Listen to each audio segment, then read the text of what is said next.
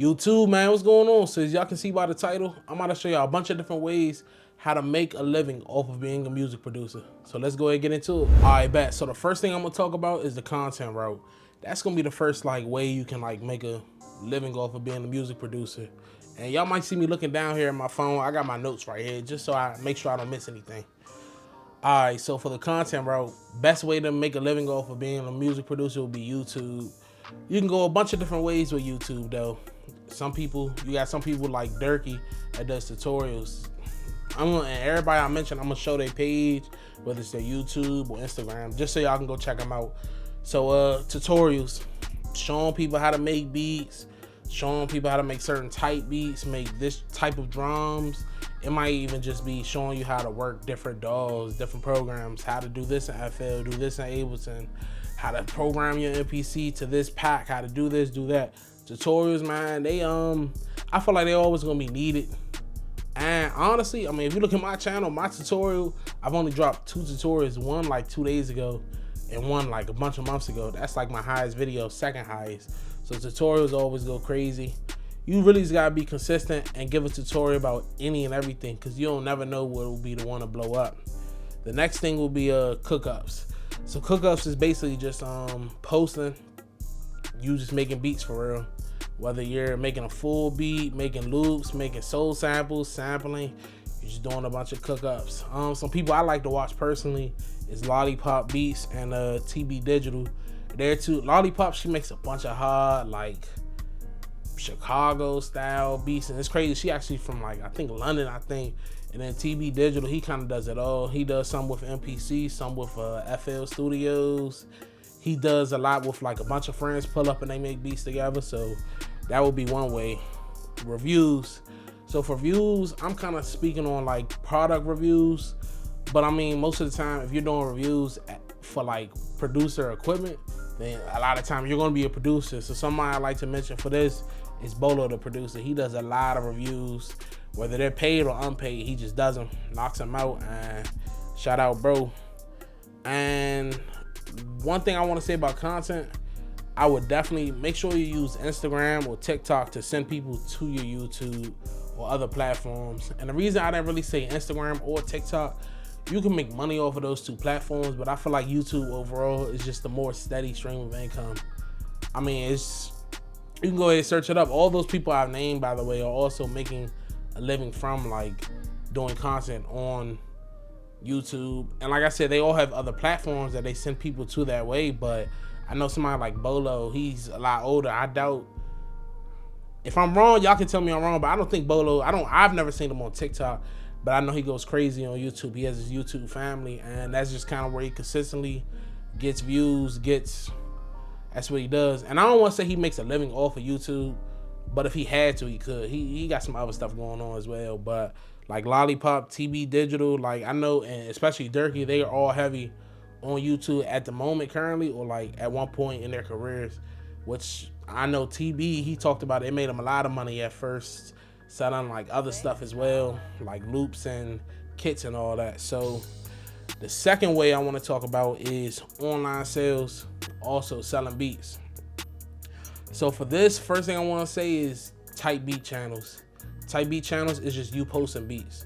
You posting Future type beat, Lil Baby type beat, Gunna type beat, Wale type beat, Kalani type beat, Her type beat, Summer Walker, and Drake type beats. You just posting a bunch of beats on your YouTube page.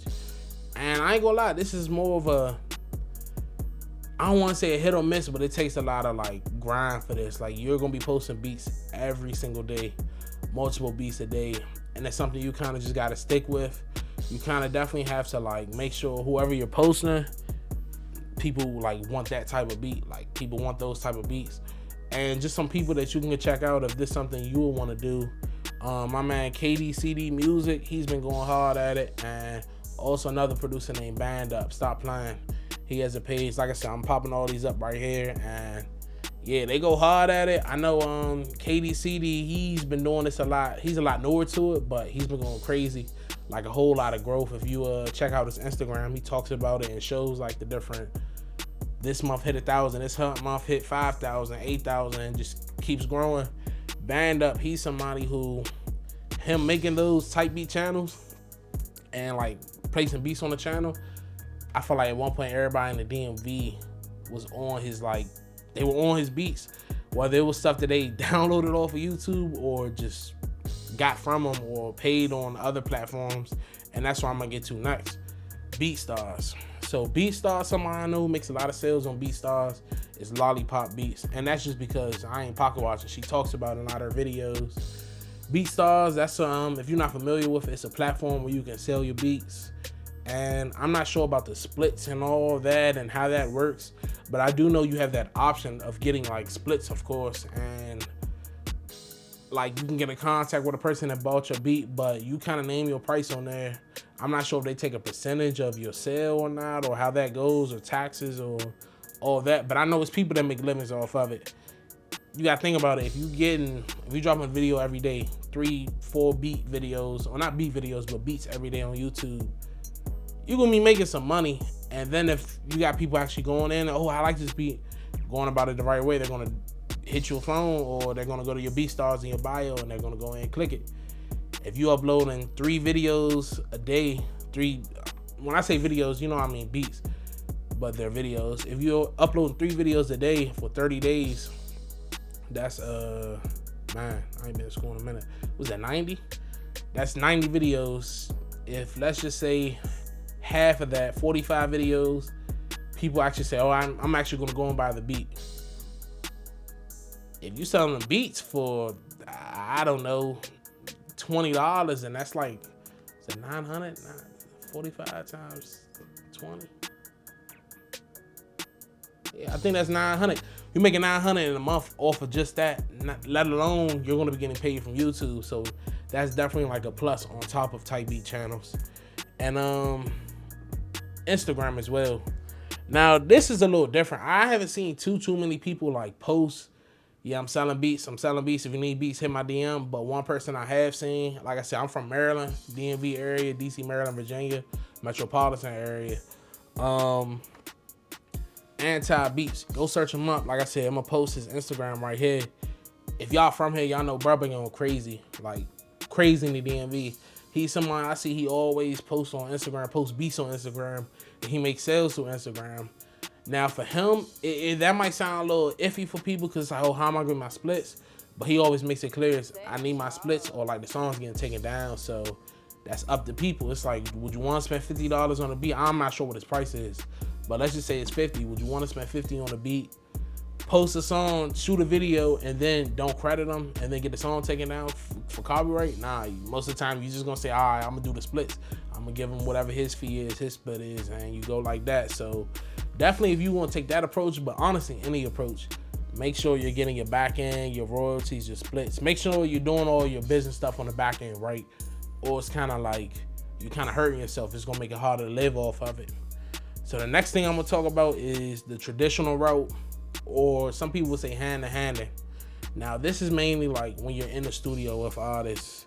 So this could come from a bunch of different scenarios. Like you got artists you work with and they always tell you to, hey bro, pull up to the studio, bro, I'm here, I need some beats.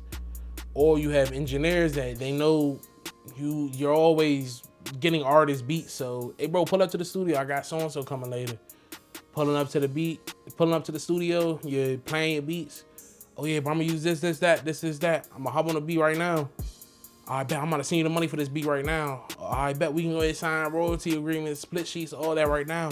That's kind of like, that's why I say hand to hand, because like you're actually right there for the sale, for the contract, for like the business for real. You're meeting people and you're kind of like building almost like your catalog, but in-person catalog up, where you have all these relationships and now you can make those sales right there. They're gonna, most of the time, if you make good music with somebody, they're gonna keep coming back to you and they're gonna ask for it. And then, like I said, people come to the studio with other people. You're gonna keep meeting people, so you kind of just keep going like that. More people you meet, the better chance you have to get bigger placements. And then, like I said, bro, or I didn't say it yet, but one thing to remember, I know a lot of people chase big placements. Oh, they want the Drake, they want the Future, but if you get one big placement a year versus somebody that gets 100 medium placements, smaller placements, but they're doing some decent streaming, y'all most likely gonna end up with the same amount of money. Yet their money's going to keep coming, because that next year you might not get that future placement. They're going to keep working with the people, because if you're making somebody else money and they're making you money, y'all going to keep working together. That's just business. That's just how it goes. Like, you're good for the brand, you're good for the team. So don't even always necessarily chase like those big placements. Now, another part of being in the studio is engineering. Now, I know this is as a music producer, but a lot of music producers are engineers. Now, somebody I think of like this is Al Gino on the track. He's I'm not sure if y'all familiar with No Cap or Rado. They're from Alabama. He's their producer. But if you look at a lot of like, especially No Cap's music, he engineers everything. He started off with, I think, Young Blue engineered, before he was producing some of his songs, he was engineering everything. He was kind of like always right there. And it's like, hey, they might get on this beat, they might not, but he's in the studio regardless. So the chances of him actually getting placements with these artists is going to get better. Also, as an engineer, you're making money, you're making hourly.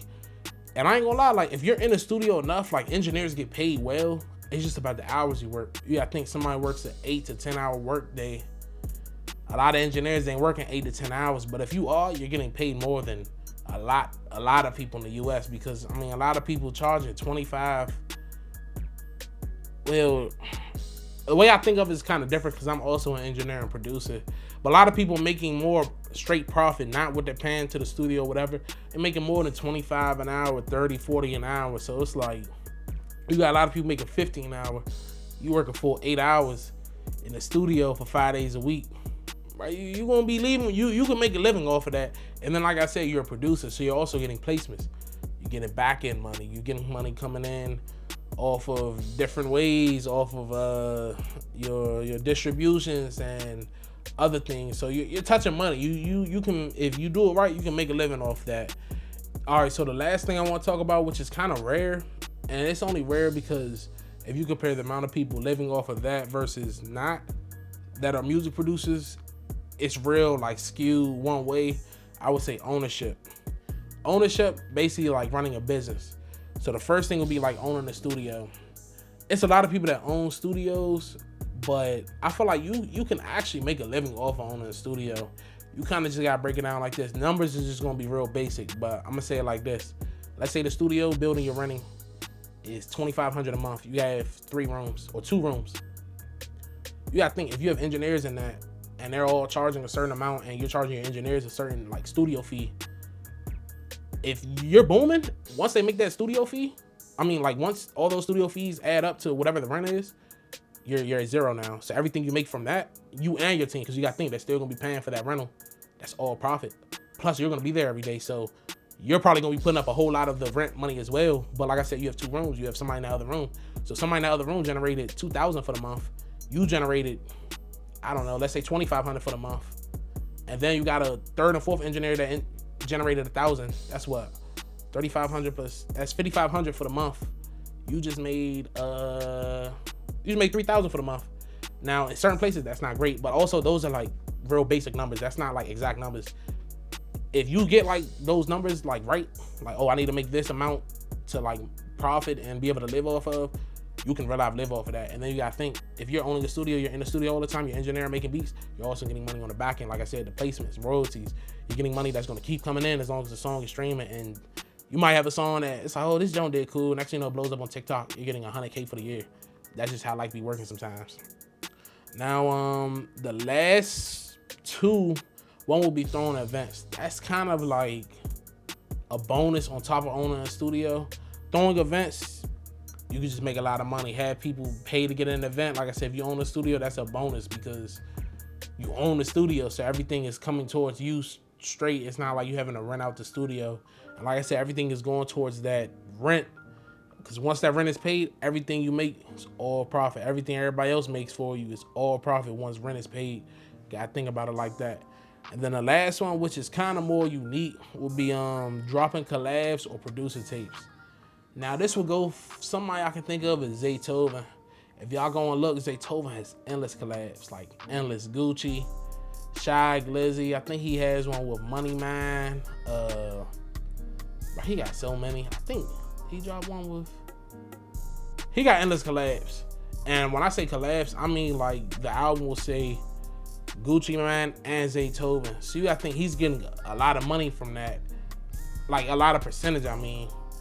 The bigger the artist, the more money you're gonna make if it's doing well. But when you drop like a whole lot of those, like I said, you're not only just getting like a producer fee, you're getting like an actual credited fee for like I said, you're executively producing that album. Or look at somebody like Metro Boomin. We all know Metro having, bro, like songs of the summer, like Take Me Through There. That's him. If you look at the video, that's on his channel. He's making money from that. Like I said, that's a more slept on one because not everybody has it to like go and drop an album with somebody, an EP with somebody. But if that's something you can like make work, I would definitely recommend it. And that's pretty much it. I mean, if y'all can think of some other ways, y'all drop them down in the comments, man. Like I always say, man, if y'all made it this far, I appreciate y'all for watching. And if y'all want like a part 2, I can definitely come up with some more ways to like make a living off of being a producer. And yeah, that's pretty much it. I don't really got no outro, man. Appreciate y'all for watching. Leave a comment, man. Let me know what y'all think about this. If y'all think some of these could work or feasible, if it ain't feasible. It's A Charles, man. Appreciate y'all.